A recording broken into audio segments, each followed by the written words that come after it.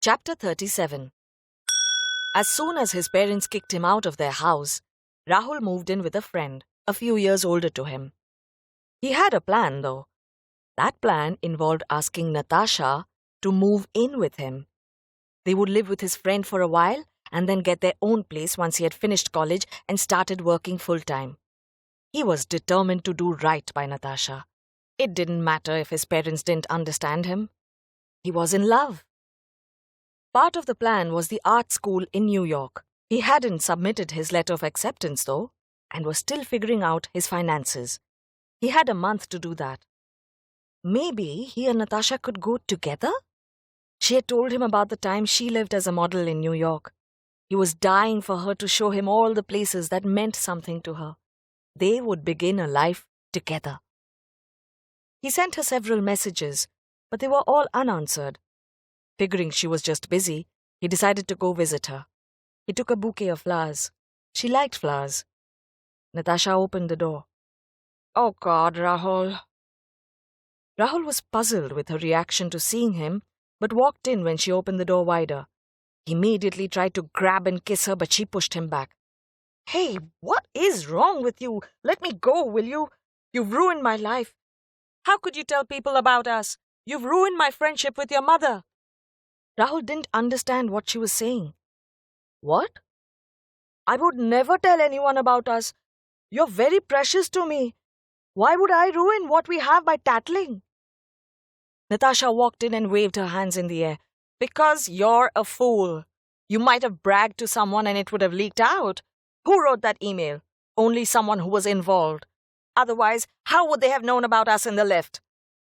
Rahul looked heartbroken. "Natasha, I would never tell anyone about us. I know I would lose you." Natasha was not sure whether to believe him. She moved away from him and sat down. If it wasn't Rahul, then who? Who could have possibly seen them? She tried to recollect when they had got out of the lift, if anyone had been there. She couldn't think of anyone's face. It had been the middle of the night, and the halls were empty. Even Diya and Vikram weren't home that evening. "Believe me," Rahul pleaded. "I would never tell anyone. And even I'm suffering." He gulped before continuing. "My parents have thrown me out of the house."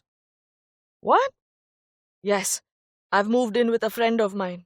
I've taken up 2 art classes to make enough money. I want to do right by you, Natasha." Natasha came and sat next to him, gently placing her hand on his. She felt sorry for him. "I want to take you away from this life," Rahul said to her. "I want to look after you, protect you, love you like you should be loved, and take care of you. I want to marry you." Natasha almost burst out laughing, but she understood adolescence by now. She knew he wasn't joking. His feelings were real, and he meant every word. To laugh would be to insult him, to dismiss his feelings and see him as nothing more than a boy. She replied calmly, "Rahul, I think you are very sweet, but I can't get married to you. I have Diya to look after. And, by the way, I am already married." Rahul shook his head. "I don't care. You get a divorce and we'll get married. Or at least you separate from him and stay with me. We'll figure out Diya." Natasha knew he was speaking from his heart, but she needed him to be rational. "Rahul, we won't have enough money. I'm not going to move in with you." Rahul looked at her with exasperation. "We can't stay here. Everyone already knows about us. People whisper. It's going to get worse. I'll find the money." Natasha couldn't believe what she was hearing. "Rahul, if you and I are together, what will happen to your dream about going to New York?" "I'll give that up," he said in defiance, to prove his love for her. "Or we could travel together. I'll get a loan from a bank." She was getting exasperated. "Student loans will suck your life away." "Okay, so you'll give up your dream, move in with me. And what if you find some new girl to be with? What will happen to us?" She tried to reason with him, trying to show the folly of his ways. "I don't want a new girl. I won't be in love with anyone as much as I am with you. You understand me. You've changed me. And I've had such mind-blowing, Rahul said, while Natasha interrupted with, yeah, I get it. Natasha had to figure out a way to let him go easily. She didn't want to hurt him, but she couldn't let this continue. She could not handle love and passion anymore. She had just spoken to the boarding school and they had agreed to interview Dia later that week. Realizing that she had failed as a mother and had chosen a school to look after her only child had sent a wave of mixed emotions in Natasha. She couldn't deal with Rahul and his range of emotions as well. She would be moving to a new building. Her husband was in therapy and her life had fallen apart. Couldn't Rahul see that the best way for them was to go their separate ways? She spoke softly but firmly. Rahul, you and I are over. We cannot work. You are too young to be in love with me. He started interrupting her, but she put her hand up and continued. It's a good opportunity for you if your parents kicked you out of the house. Look at it as a challenge. I would say, earn enough to start a new life away from your parents. Look, here's what I know. You don't need me. You just think you do. Don't interrupt. I know this. Right now, you might think you love me, but you don't. It's infatuation. Your mother was right. It's been lust from both our sides. And I am sorry I initiated it. I am sorry I gave you the vibes that this was a relationship that was meant to be forever. I ask you to forgive me for leading you on because that was not my intention. He said, I knew that when we started. You didn't initiate it. I did. I came on to you. I forced you. You don't need to apologize. But he still couldn't let her go. But I had hoped that maybe our lust would turn into something else, that you would want to spend your life with me. Natasha said, You'll have a better life without me. You're just starting life. I've already seen it. His countenance was immobile. But what will I tell my parents? I told them that I love you. Natasha shook her head and replied with deep regret. I lost Sarita as a friend because of you. So many years of friendship just down the drain. Lost forever. You have to tell them that it wasn't love. They'll believe you. They'll take you back. I promise. Are you more worried about your friendship with her or your feelings about me? Rahul felt insignificant in this entire equation. Natasha smiled and responded to the best of her ability. It had been a tiring 2 weeks. She had started speaking to Dia slowly about her choices and building a bond. Dia had thrown a fit in the beginning, but Natasha had found her groove as a parent and started ignoring her. The last 2 weeks had been tumultuous for both of them. Vikram had been staying with his aunt and had given her till the end of the week to move out. He had told her he was seeking therapy but needed to stay in his own house. He had found a lawyer as well. Natasha just wanted him out of her life and no more fracas. She had agreed to shift. She needed to start afresh. She wanted to leave the ghosts of her past behind. So she spoke to Rahul, as delicately and lovingly as possible, to explain to him why their relationship could not work. Of course, I'm worried about you. But I know you're strong. You'll get over this. You will live your life to the fullest. And your parents love you deeply. They might be angry with you now, but they'll ask for you to come back home, and everything will turn out just fine. I, however, will never have my friends in my life again. And I have no idea how my life will turn out without them. She turned away, not wanting to show the fear and insecurity in her face, the nagging feeling at the back of her mind about her future refusing to be still. His misgivings increased by the minute. Rahul tried one more time.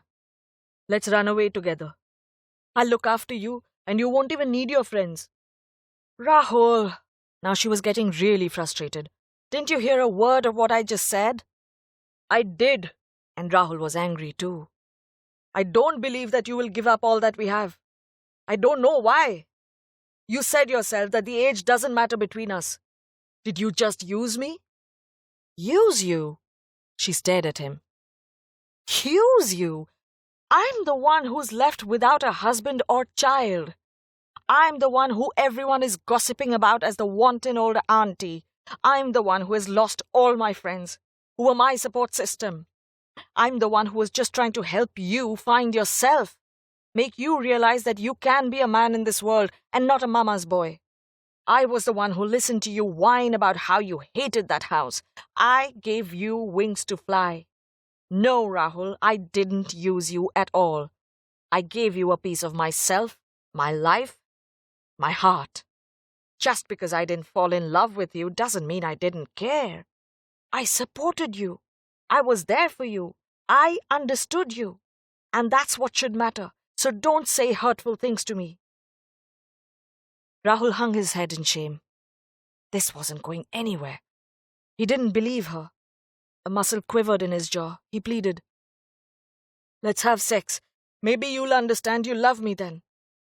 She shook her head sadly. She was wrong. She hadn't taught him anything. It had all been a waste. "No, love, let's not. I'm really tired. It's been a long day. I think you need to go, Rahul. Let's catch up some other time." She got up and walked to the door. Rahul couldn't believe what was happening. "But, Natasha, I gave up my family for you. I told them I want to be with you. Please, even if you don't want to marry me, why can't we continue what we have?" Natasha felt tired. She had tried to reason with him, show him logic, help him understand, but he was adamant about having only his way. "Rahul, we never had any commitment towards each other. Why are you doing this?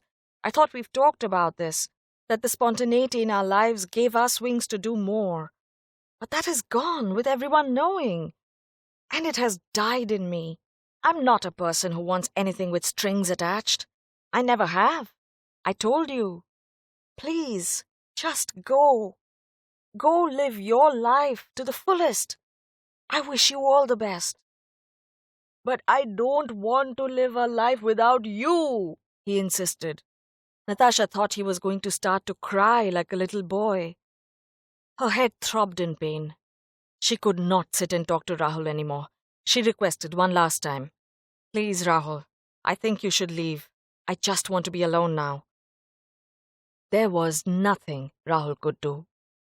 He went back to his friend's house that day and looked at the calamity he had caused. He had broken a true friendship. He had ruined his reputation. He had no money to support himself. And the woman he thought he loved had spurned him. There was no alternative to his decision. He couldn't continue like this. He couldn't show his face in college if it leaked out what he had done. And no parent would send their child to learn art from him again if they knew his dirty little ways. He felt cheap, used, abandoned, and unloved. There was only one way out. He found a piece of paper and wrote his goodbye. Then, with no hope for a future, feeling the darkest he had ever felt, like there was no tomorrow, Rahul Gidwani searched the drawers, overturned them, found a blade, sat on the edge of his bed, and slashed his wrists.